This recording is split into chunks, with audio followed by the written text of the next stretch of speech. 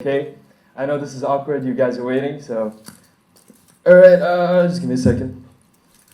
Okay, let's go. So 30 skips. I'm gonna do 30 skips. It's gonna get rid of the jitters as well. Do you know what jitters are? No? Okay. Okay, 3, 2, 1. 1, 2, 3, 4, 5, 6, 7, 8, 9, 10, 11, 12, 13, 14, 15, 16, 17, 18, 19, 20, 21, 22, 23, 24, 25, 26, 27, 28, 29, 30. Okay, that's it. Thank you. All right, so yeah, Fit Feb. I'm exercising every day for like this month. I'll talk about that maybe later. You can ask me about that. But anyways, my name is Eisa Habib. I'm very happy to be here, guys. I'm 25 years old. I don't know why I just said my age, but you know, just so you know. So I'm a student currently. I'm a bachelor's of sorry, I need to catch my breath. Okay, there we go. So I'm a student currently in Canada. I've been studying in Canada for 7 years. So I want to say that I've been a student my entire life. I don't remember the last time I was not a student. So you guys are all students, right? I know there's a recent graduate here with us, but you guys are all, the rest of you guys are all students? Yeah, sure. Okay, yeah. So I'm very happy to actually be addressing students. You know, this is something I feel like I have experience in. I want to, separate my speech into 3 parts, just like a movie. You know, a movie is in 3 acts. Act 1, 2, and 3. The Act 1 is like the introduction. Act 2 is where like something, bad happens, conflict. And then the 3rd act is the conclusion and the happy ending or a bad ending. Who knows? Sometimes movies end in a bad ending. But yeah, I want to structure my speech like that. So starting with chapter 1, which is basically my childhood up until high school. So my introduction, basically. I was born and raised in Sharjah, so UAE here. My parents are from Kuwait, and I grew up in Sharjah. It was a very, that's skipping rope. I'm so not fit, which is Fit February is gonna help me with that. Okay, yeah. So I was born and raised in Sharjah, and grew up there. And ever since I was a kid, I've been fascinated a lot with movies. My dad would always hold the camera and document us as kids. And it kind of rubbed off on me, and I loved watching films, and I kind of wanted to recreate my own films in my head. I had that kind of imagination. So films to me was, like a magical world. I didn't think I would ever be a part of it. I always thought like, it's like something that is out of reach. So yeah, so films was definitely a part of that. And I was very hyper during school. Like you can ask all my teachers in middle school or whatever, they'd say Eisa was a very talkative troublemaker. He's so hyper, always loud. So they didn't like me being in their classes. I remember one time I entered the classroom, and the first thing a teacher told me is like, "Hey, so why are you here? Just leave. I know I'm gonna kick you out." Because I got kicked out of the class. So it's very noisy. I always wanted to be like a performer kind of thing. I tried to always, get the spotlight on me. I wasn't the class clown. I don't know how to make jokes. I'm terrible at that. Even though I tried stand-up comedy 3 days ago. But we'll get to that later, maybe. But yeah, so yeah, I tried to be the class clown, but it didn't work out. I was a very hyper kid. And then that led to like the phases of high school, which is where my mom comes in. My mom was always, the type of person who, when she spoke to me, I'm her only son, but when she spoke to me, she would always tell me, "Eisa, you're destined for greatness. You're going to achieve amazing things when you grow up." Like she would always remind me that. Like me growing up, "Eisa, she knows how hyper I am, how troublemaking I am. Maybe she knows I'm not that smart, but she would always tell me, "Eisa, you're gonna do amazing things when you grow up. Eisa, you're gonna achieve amazing things. You're destined for greatness. Your potential is amazing." And I know there's no parents here today, but I love when parents engrave that in children, because it really, for me, I feel like that is why I was able to do anything I was able to do in life. Is because that kind of reminded me a lot. I know there's like these mantras, you hear the mantras, they say to themselves like, "Oh, I'm great, I'm good, I'm good." Have you heard about that? Like when you speak to yourself in a good way, eventually you'll be able to do good things. So having a parent that always reminded me that was very important, which is why when I reached the end of high school, maybe grade 10, 11, I started to take my studies seriously. I wasn't doing well in school. I was like an average student. I wasn't getting high grades or anything. Grade 10, 11, 12, the last 3 years of high school, I'm like, "Eisa, let's do this. We have to study. You have to take care of studies." I was in a British school, so I had to do my IGs. I became the head boy of the school, so I started taking leadership roles in school, started, engaging with the students. I wanted to do everything, like that. I just wanted to be everywhere at the same time. Became like the head boy, which is basically the equivalent of the class, the student president, which was an amazing thing. It was like a big opportunity as a kid. And eventually, when IGs, I got straight A's, so which was amazing because I studied a lot. I locked myself in a room for 6 months and studied for my CAC exams. And during that time, I was always imagining, like, I'm going to get good grades, I'm going to get good grades, but once I do that, I want to apply for a college abroad. I always wanted to travel, I grew up in Sharjah my entire life. I never really got to travel a lot, but I always had in my mind, I want to travel abroad, I want to try new things, I want to go to school in the UK or something. So I ended up applying for a scholarship from Kuwait. Like my first 3 options were UK, US, and then I added Canada just there because I'm like, okay, it's close to the US, maybe, I was hoping to get the US instead of Canada. I didn't even know what Canada was about. Like, I didn't know anything about Canada. So I ended up getting accepted in Canada, actually. So when I got the news, and then I was like, yeah, and now I need to know what Canada is about. But yeah, I'm so thankful today that it was Canada and not the UK or the US, because that literally changed my entire life. Me going to Canada when I was 18 years old.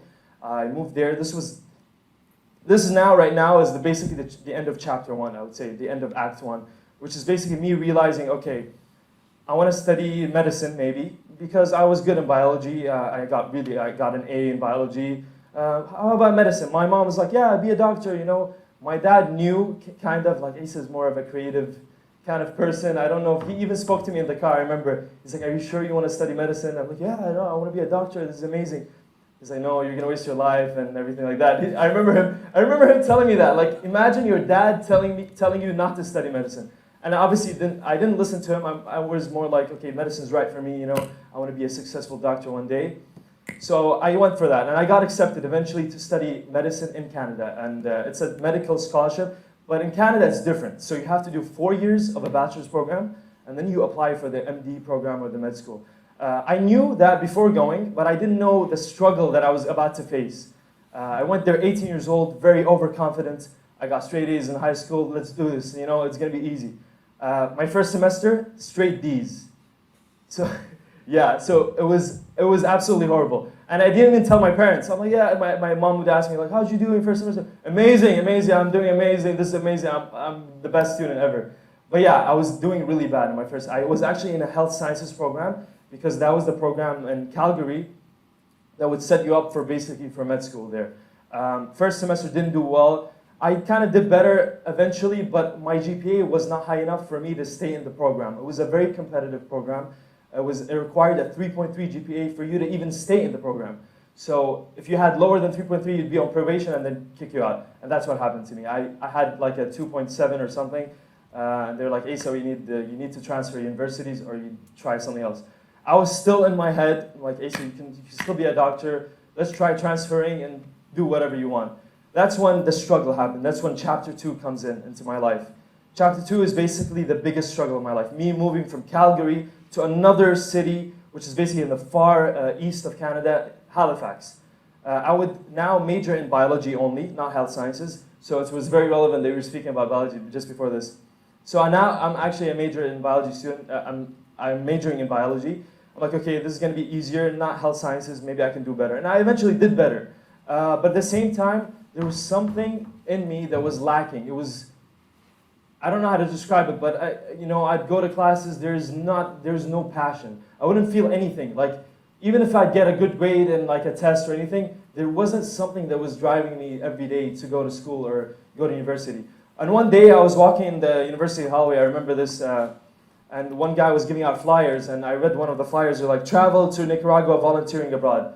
And this was like at a really point of my life. And I looked at it, I'm like, okay, let me travel. I can bring my camera, which I haven't used in a long time, and maybe try to document this trip. I didn't even think about the volunteering part. I'm like, okay, this is a good opportunity to travel. So I signed up, and I got accepted to travel with the university for 2 weeks to Costa Rica. And that was my first volunteering experience. When I tried that, it was like a slap in the face.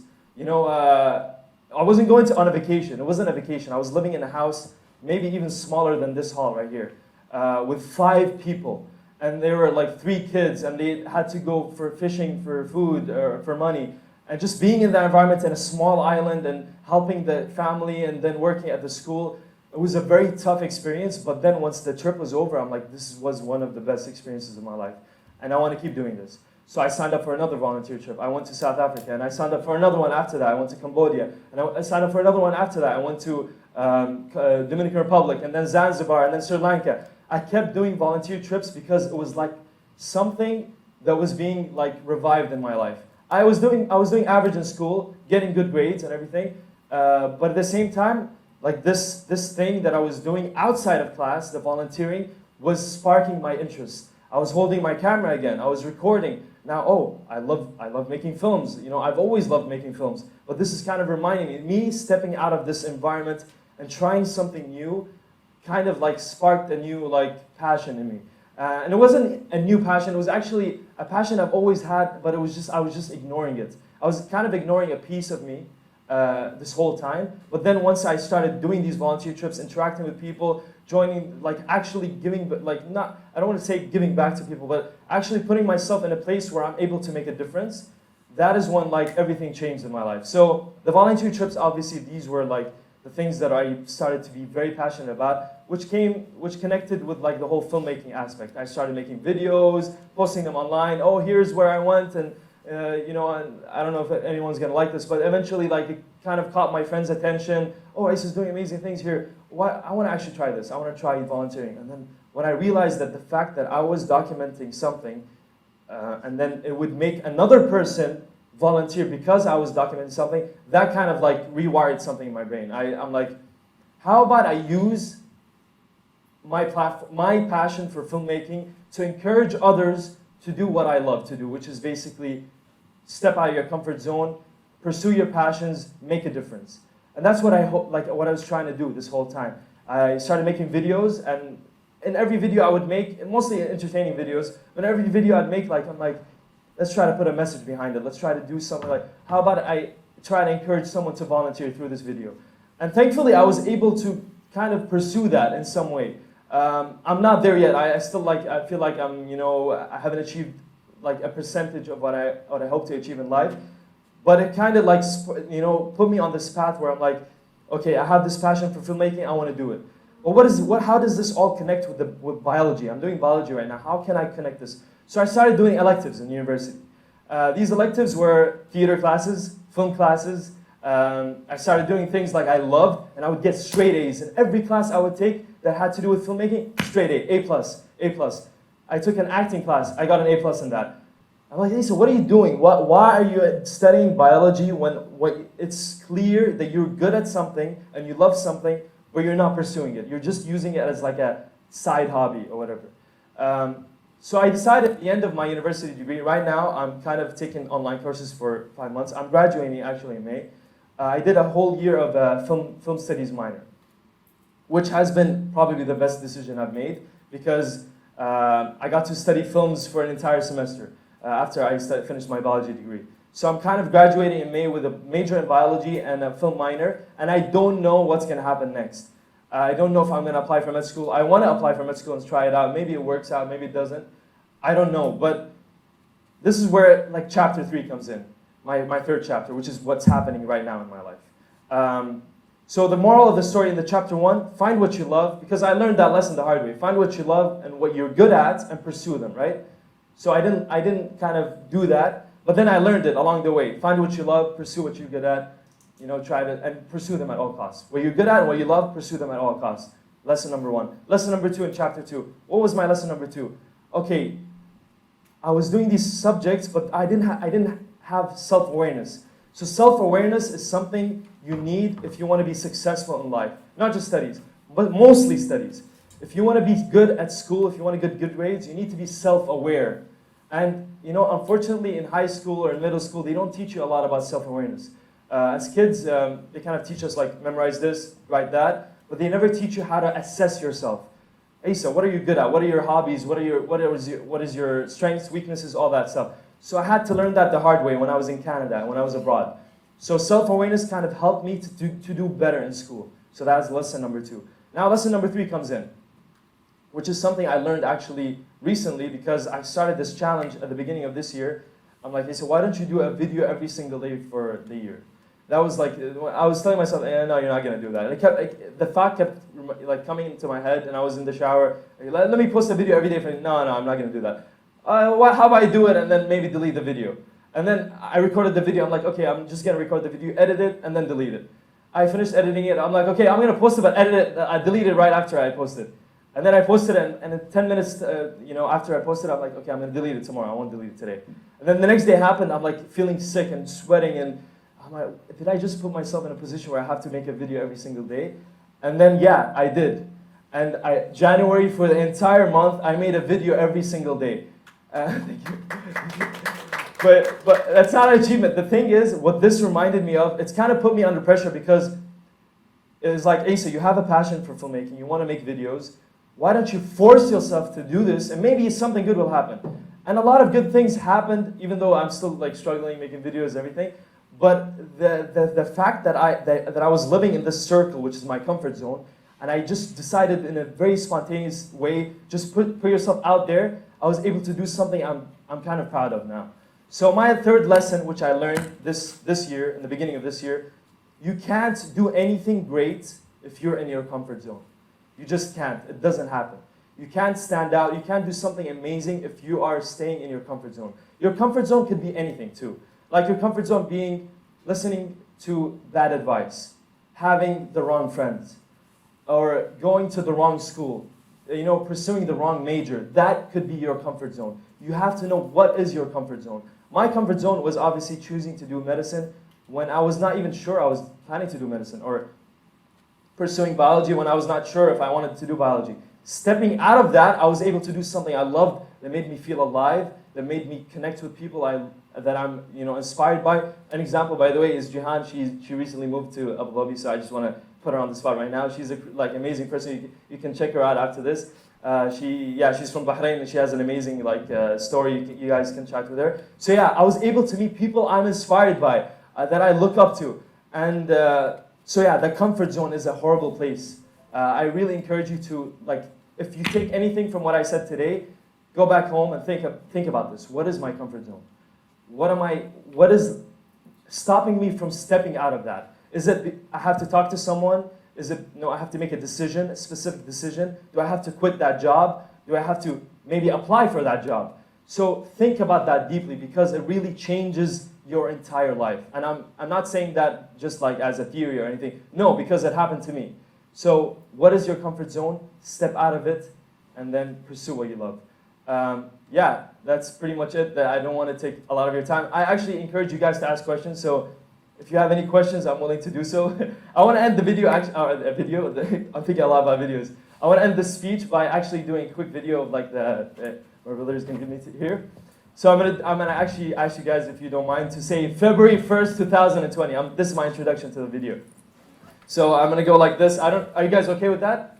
Yeah, sure. So I'm gonna go like this, and then everyone say February 1st, 2020. This is gonna be the intro for my vlog tomorrow. So, okay, are you guys ready? Okay, 3, 2, 1. February 1st, 2020. Okay. Thank you. So yeah, thank you very much, guys, for listening. If you guys have any questions, I'm willing to answer some right now. Where do we find your vlog? On my Instagram, Eisayo. Yeah, Eisayo. Yeah, you can check it out. Yeah, Okay. Yeah, I can give you that account later. Yeah, cool. Yeah, thanks. Okay, what else? Any more questions? Hi. Yes. Do you think you can find something that you love in your comfort zone? It's tough because yes, in a certain extent, I do believe yes, but you will never progress. I think, like you will stay in a point where maybe you're comfortable. Well, that's what the comfort zone is. You're going to be comfortable. You're going to feel satisfied to a certain extent, but you will not grow. You will not achieve something out of the ordinary. Like us humans, we're capable of so much. Like I didn't realize this until I was put on an island in Cambodia for 2 weeks where there was no running water, there was no electricity, it was filled with mosquitoes. And I'm like, Eisa, how are you surviving this environment right now? And then after the end of the 2 weeks, I'm like, yeah, you survived it. It's okay. It happens. You just put yourself in that position and you realize, wow, I'm capable of so much more.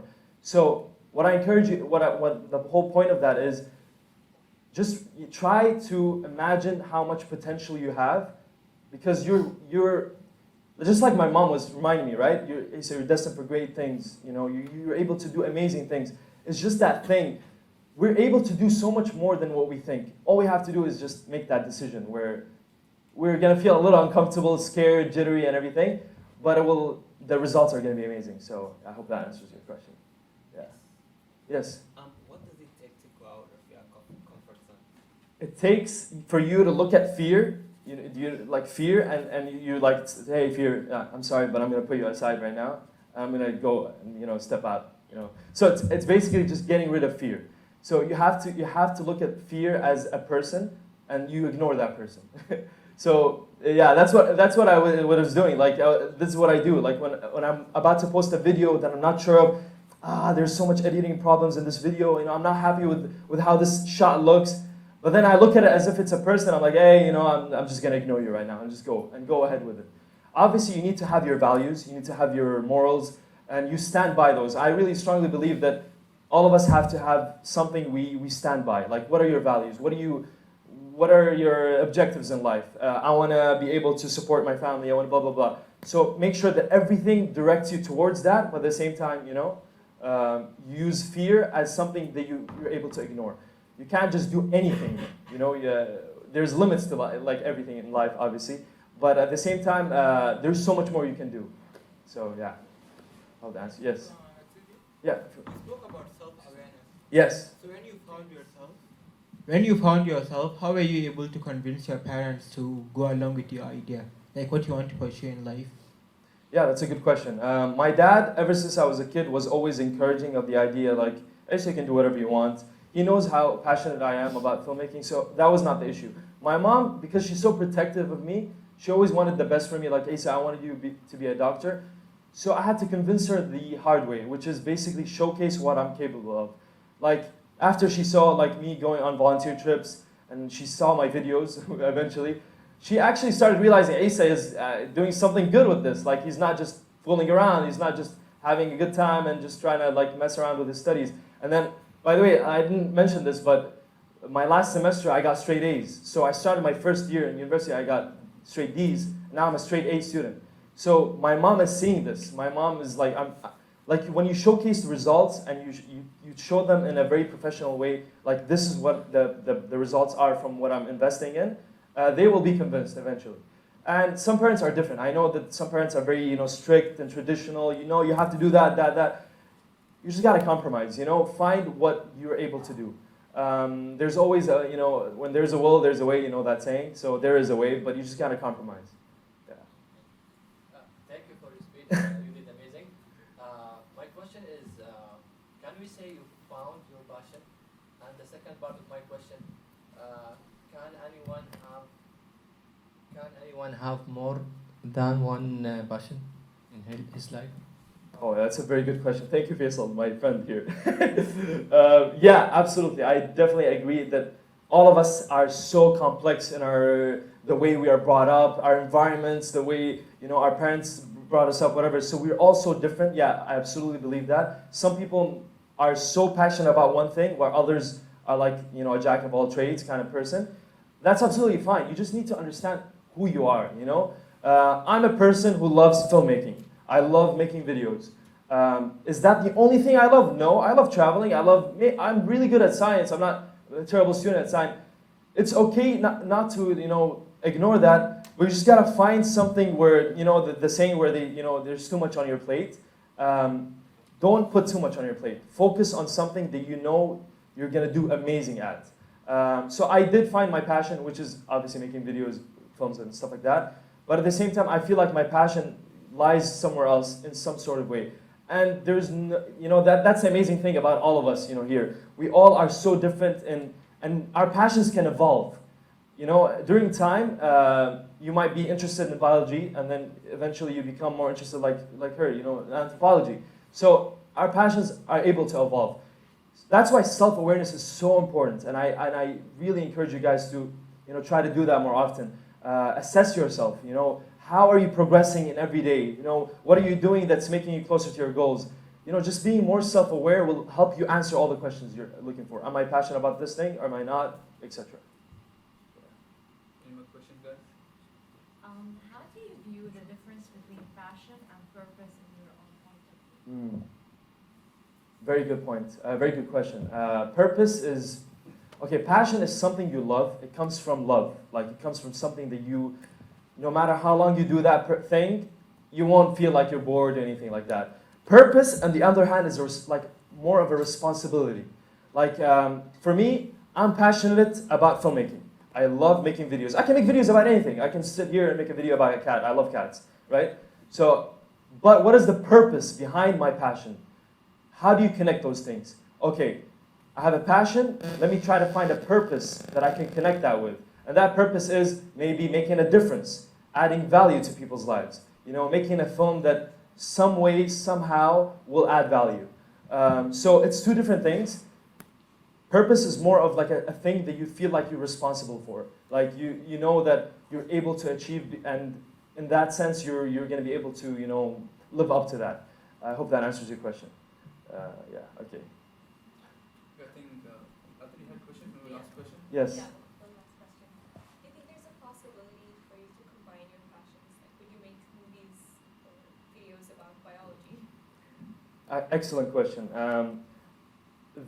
When I was, you know, struggling through this process of like, you say you're doing biology and you like filmmaking, why are you doing this? I looked at people who did both. I don't know if you know Bassem Youssef. He's a famous Egyptian media personality. He's a satirical comedy personality. He lives in New York or LA, I'm not sure. He's a heart surgeon, and then he did heart surgery, and now he's like a satirical comedy person, and he's very successful. It's very possible to do both because I saw people do it. There's another doctor who I know, a Kuwaiti doctor, Dr. Naif, also a psychiatrist, and now he's a public speaker. All he does is goes around, does public speaking, you know, writes, he's very active on Twitter, etc. So it's not impossible to do both. I don't know what I'm going to do. Like, I'm not sure how I'm going to combine what I learned. Maybe I do medicine, if not, whatever. I'm not sure which is where the uncertainty comes from. That's why my chapter 3 is kind of not closed, because I don't know where I'm headed. Hopefully somewhere good. But yeah, like I hope that, I believe in that everything we do in life, there's some sort of reason that we did it. You know, I was doing the health sciences degree in Calgary for a reason. I was doing biology for a reason. There's, you know, I believe that there's a higher purpose to that. I don't know how the dots will all connect together, but they will somehow. I believe in that. Yeah. Thanks for that question. I think that comes the Okay, thank you guys. I really appreciate it. Thank you. Thank you. Yeah.